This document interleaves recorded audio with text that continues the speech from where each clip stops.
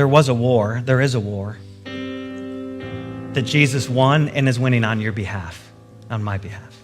And maybe this Christmas we would see the depth of that fight. And the depth of the fight does a couple of things. One, it ought to remind us of how much he values us. That he would fight for all of humanity. For you and for me. I mean, maybe it would remind us of how valuable we really are to him.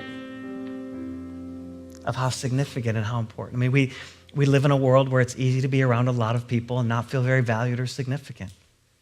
We live in a world where it's really easy to be surrounded, even in families and activity and movement and friend groups, and yet wonder if we're really valued. Are we really seeing? The actual events of the Christmas story say, yeah. In fact, they scream, yes, yeah, yeah. My question is where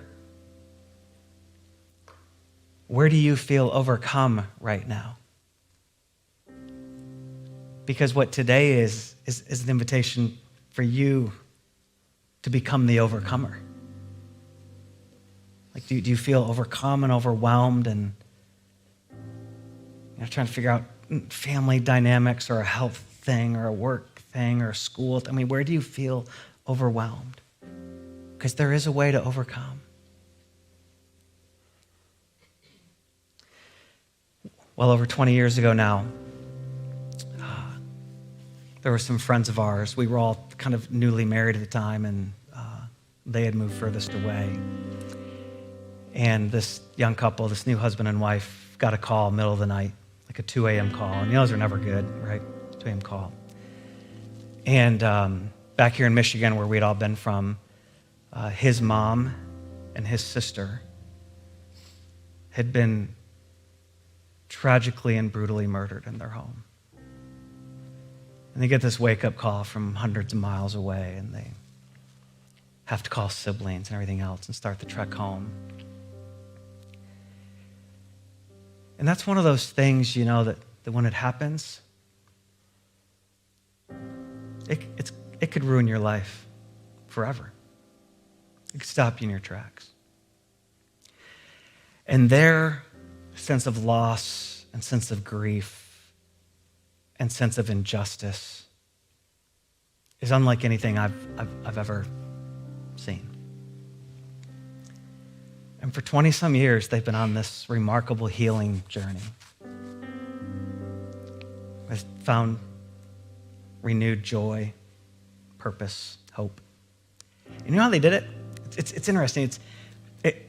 It's actually not as complex as you think. I mean, yeah, they had to take a lot of right steps, get themselves in the right environments and all things, but you know what they kept reminding themselves who they were as a son and daughter of God. They kept reminding themselves of this price paid. They kept rehearsing the story of Jesus. They kept talking it out. And even in the depths of some of their greatest doubt, they kept telling themselves and each other and others the story. And they learned to not fear the death that so tragically and suddenly invaded their life. Easy? Not a chance. Not a chance. 20-some years later, it's not easy all the time for them. But they're overcoming. Not on their own strength. Not easily and not on their own. But they're overcoming. I recently had a conversation with a guy, early 50s-ish, and we were just talking. It was a really casual environment, and he said, I look at my life, and I kind of am where I wanted to be. This is what I envisioned. This is the kind of job I thought I would have. I'm really grateful for my family and these opportunities I have and some of the influence getting to have with the next generation,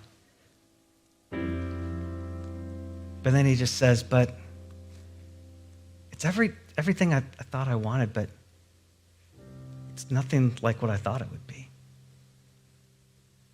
It's really good, but it's not satisfying.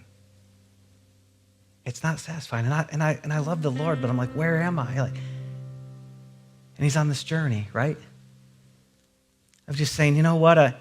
Maybe I put more stock than I thought in these things I was doing. Maybe I put more of my identity than I thought. Maybe I put more of my anchoredness than I thought. And so he's just coming back. You know how he's overcoming that? He's just coming back to, wait a minute.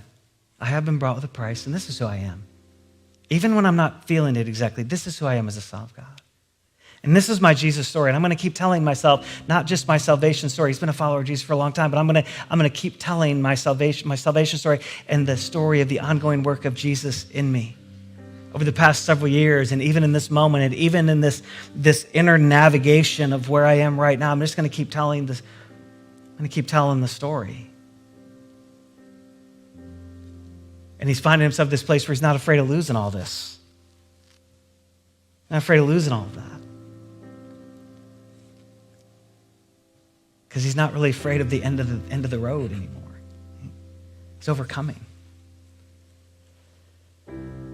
Several months ago, I had a conversation, 16, 17-year-old, and we're just talking about the dynamics of friendship and human relationship and how hard it can be at any age. Right? And the challenge was, I'm constantly in places where I have lots of fun, and lots of these people know me, and I know them, and they like it when I walk into a room, and I like it when they text or whatever. But I'm so unbelievably lonely. I don't really know that any of these people know me. I don't really know that any of them truly like me. I'm so unbelievably lonely. I got a chance to check back in recently, just listen. Like, hey, how's that going? What are you doing? Like, and with very different words and shape. You know what they talked about? So they're just kind of remembering, like, God does love me and loved me enough to send his son to give his life for me. One of their parents is just helping them constantly remember the work of Jesus in their life and tell the story to themselves. And to hold things loosely here. To hold things loosely here. And you know what? They're overcoming. They're overcoming. And the only reason, the reason those people, all three of those get to overcome, the only reason is because Jesus was willing to come and face a very violent war. He was willing to come and put everything on the line and enter the greatest conflict. You and I get the potential joy of Christmas because the first Christmas had conflict. Where do you feel overwhelmed? Where do you feel a little disheveled and disoriented? Where do you feel like things are so good, but somehow they don't feel as they should be? Where do you feel on the brink of losing something so valuable to you, but you're not really sure what to do about it or how it even got here? Where do you feel just unbelievably worn out and spent? Maybe from doing really good things. In fact, probably from doing really good things. Where do you still feel stuck in an addiction? Even if it feels like it's just the final strands of that addiction and you have more freedom than you ever had, but it's just got these final little ropes wrapped around. Today, this day, the beginning of this Christmas season, you can overcome because Jesus has overcome for you. The blood of the Lamb applies to you. you have a Jesus story or can start one today. You don't have to be afraid of death. We're just passing through. It's okay. It's okay. But what if today you would make a move to run towards Jesus and say, please help me overcome the thing that feels like it's overcoming me right now. Please help me overcome the thing that feels like it's overcoming me right now. Jesus, please help me overcome the thing that feels like it's overcoming me right now.